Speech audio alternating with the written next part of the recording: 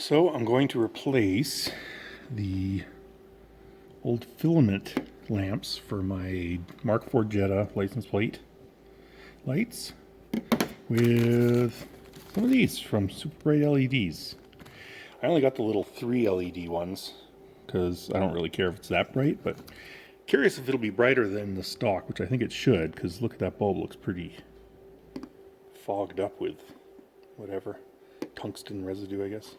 Alright, let's try it out. Wowzers, I did not expect it to be that much brighter. I think you can tell which one the LED is.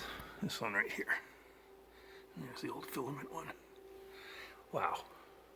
Okay, that's way brighter. I'm glad I got the lower lumen one, because that is about as bright as I want it. Alright, let's try it with both. Here's the finished product. It is so much brighter than the originals. It's hard to believe. Looks great. Oh, these are taillights are LEDs as well. Haven't done the brake lights, but I will eventually. So yeah, I like it. Nice upgrade over stock.